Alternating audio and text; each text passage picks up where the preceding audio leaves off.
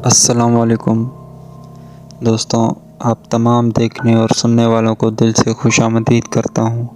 सुनी अनसुनी के हमारे पहले एपिसोड में हम लोग बात करेंगे मेरे ख़ुद के साथ बीते गए कुछ वाक़यात की।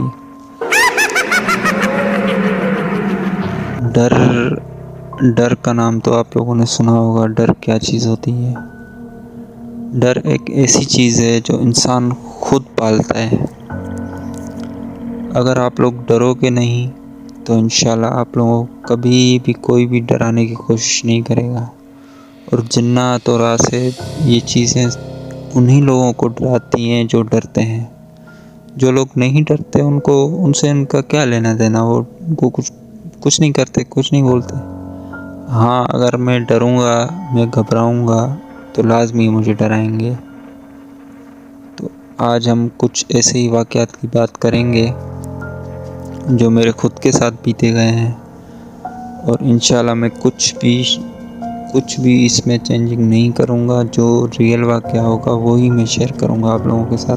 आप लोगों के भी वाक़यात मैं शेयर करूँगा। अगर आप लोग मुझसे अपने वाक़यात शेयर करेंगे मेरे ईमेल एड्रेस पे और मेरे व्हाट्सएप नंबर पे, दोनों ही चीज़ें मैं दे दूँगा डिस्क्रिप्शन पे। वहाँ से आप जाके मुझसे कांटेक्ट कर सकते हैं और अपने वाक़यात शेयर कर सकते हैं।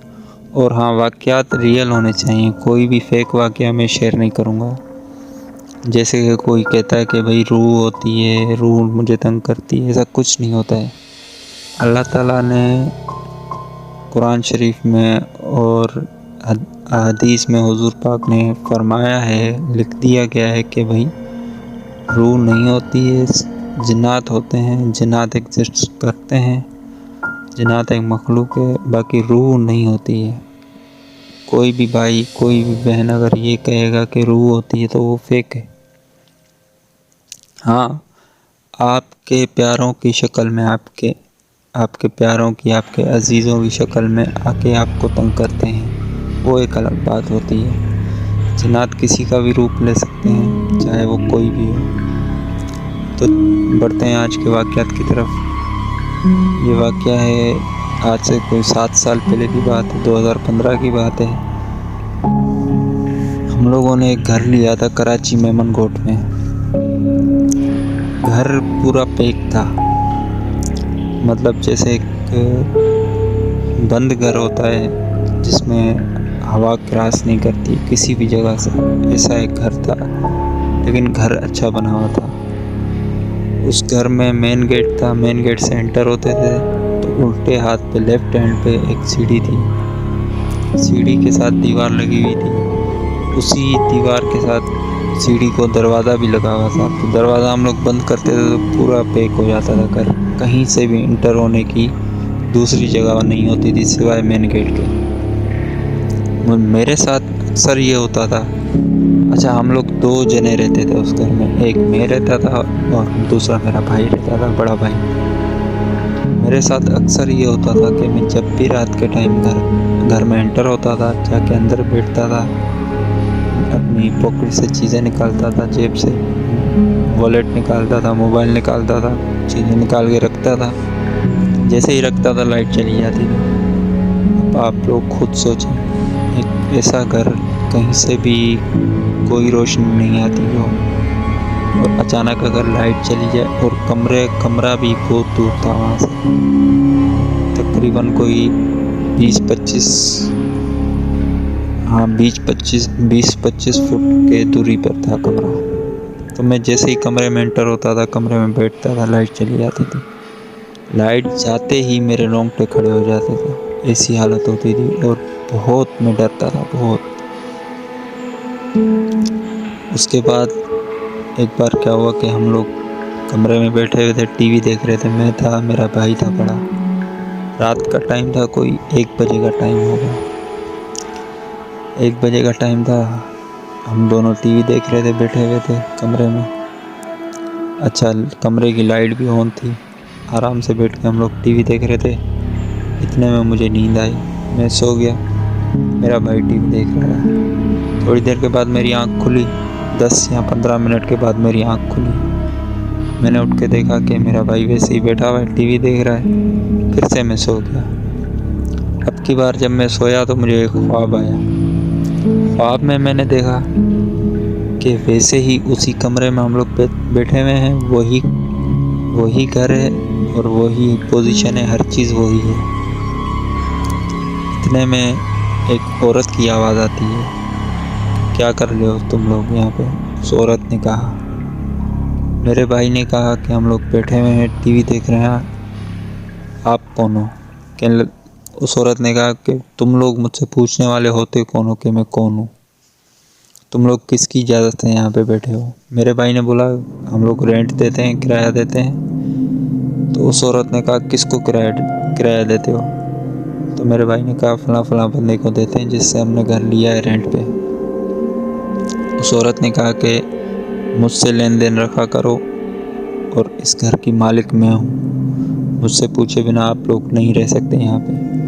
तो इतने में मैंने बोला बीच में कि हम लोग आपसे लेन देन कैसे रखेंगे, आप तो हमें दिखाई ही नहीं देती हो, कैसे हम लोग लेन देन रखेंगे? ऐसा मैंने बोला और वो ख्वाब मेरा टूटा।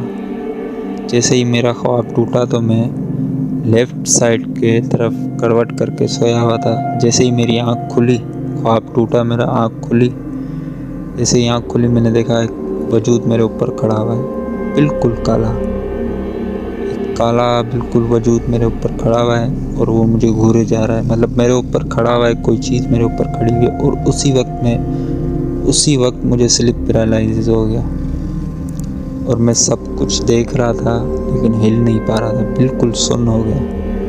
ना पैर हिला पा रहा था, ना गर्दन हिला पा रहा था, ना कुछ बोल पा रहा था, ना कोई आवाज़ निकाल पा रहा था। फिर मैंने दिल में कुल पढ़े, दुरूद पढ़े, आयतुल कुर्सी पढ़ी। फिर जाके मेरी 1 मिनट तक मतलब मेरे साथ ये सीन हुआ। उसके बाद जाके मेरी आँख खुली और मेरी पकड़ छूटी। उसके बाद मैं उठ के बैठा, मैंने अपने भाई को उठाया, मैंने बोला ये वाक़या मेरे साथ हुआ है। उस वक्त लाइट भी नहीं थी, हम लोगों ने मोबाइल की रोशनी जलाई और बैठ गए, अल्लाह का नाम लेके बैठ गए और अल्लाह से दुआएं करने लगे। उसके बाद मैं और मेरा भाई चले गए थे नवाबशाह गए थे कुछ दिनों के लिए, घर को ताला लगा के और सीढ़ी का दरवाज़ा भी बंद करके हम लोग गए थे। जब हम लोग कुछ दिनों के बाद वापस आए नवाबशाह से, तो उस घर में से चोरी हुई थी जबकि ताला भी नहीं टूटा था घर का और घर पूरा पैक था, बंद घर था पूरा, कहीं से भी आने जाने की जगह नहीं थी। आज तक हम लोगों को ये समझ में नहीं आया कि कैसे चोरी हुई, क्योंकि उस घर में ना तो कोई इंटर हो सकता है और ना तो सीढ़ी का दरवाज़ा तोड़ा गया है, ना मेन गेट को तोड़ा गया है। फिर चोरी कैसे हुई आज तक हमें समझ में नहीं आया। तो लाजमी है किसी गैर मराई मखलूक ने ये किया होगा, कोई इंसान तो नहीं कर सकता। चोरी में कुछ सामान हो गया था चोरी, हम लोग परेशान हो गए थे। उसके बाद हम लोगों ने वो घर छोड़ दिया। ऐसे ही एक वाक़या और है, मेरे वालिद साहब ने सोल्जर बाज़ार में एक बंगला लिया था। उस बंगले में तहखाना बना हुआ था एक नीचे। आप लोगों को पता होगा तहखाना कैसा होता है, कोई स्टोर रूम बना हुआ था, ज़मीन के अंदर था। और हम लोग छोटे छोटे बच्चे थे, मेरी उम्र उस वक्त 7-8 साल थी। मेरा बड़ा भाई था, मेरी 2 सिस्टर्स हैं, वो थी। हम उस घर में रहते थे। तो मेरी वालदा नहीं है, मेरे वालिद भी फौत हो गए हैं, अल्लाह पाक उनको जन्नत में जगह दे। आप लोगों से भी गुजारिश है, जिनके माँ बाप हयात हैं उनको अल्लाह ताला लंबी उम्र दे और जिनके गुज़र गए हैं उनको अल्लाह ताला उनकी मग़फ़िरत फरमाए। आप लोग भी दुआ कर दीजिएगा मेरे माँ बाप के लिए। तो उस बंगलों में हम लोग रहते थे। मेरे वालिद चले जाते थे ड्यूटी पे, हम लोग 4 बहन भाई होते थे घर में। मेरा बड़ा भाई इस बीच चला गया था। वो घर ऐसा था, वो तो बहुत बहुत खौफनाक था, बहुत ज़्यादा खौफनाक था, क्योंकि हम लोग मतलब छोटे छोटे बच्चे होते थे। मेरा अब्बू देर से आता था, रात को 1 बजे 12 बजे आता था। खाने पीने का हमें इंतज़ाम करके दे के जाता था। लेकिन हम लोग छोटे छोटे होते थे और उस घर में बहुत डरावनी वाक़यात हमारे साथ होते थे। कभी कोई हमें आवाज़ दे के बुलाता था, कभी कुछ बच्चे भाग रहे होते थे, कभी कुछ होता था। हम लोगों ने बाबा से रो रो के मतलब मिन्नतें की कि हमें यहाँ से निकालो, कहीं और ले जाओ। वहाँ पे हम लोग बैठे होते थे कि कोई हमें आवाज़ देता था, अरसलान आओ खेलें, अरसलान वहाँ क्या कर रहे हो, इधर आ जाओ। ऐसी आवाज़ें आती थी हम लोगों को, हम लोग परेशान हो जाते थे। तो अल्लाह पाक सबके लिए आसानी करे, अल्लाह पाक सबको अपनी हिफ्ज़ व अमान में रखे और आप लोगों को भी अल्लाह ताला सेहतयाब रखे और अपने हिफ्ज़ व अमान में रखे। आज के लिए इतना ही दोस्तों। नया मेरा चैनल है, आप लोग अगर सपोर्ट करोगे तो मेरी हौसला अफजाई होगी। चैनल को अगर वीडियो अच्छी लगी हो तो वीडियो को लाइक कर देना और चैनल अगर समझ में आए तो सब्सक्राइब कर देना। अदरवाइज़ ज़बरदस्ती तो नहीं है। आप लोगों के सपोर्ट से ही मैं आगे बढ़ूँगा इंशाअल्लाह, और भी नए अच्छे वाक़यात लाता रहूँगा। आप लोगों के पास भी वाक़यात हों तो आप भी शेयर कर दीजिएगा मुझसे। मैं इंशाल्लाह अपलोड करूँगा आप लोगों के वाक़यात, और रियल कोई भी फेक नहीं होगा इंशाल्लाह। और मुझे आप लोग सेंड कर दीजिएगा मेरे ईमेल एड्रेस पे या व्हाट्सएप पे।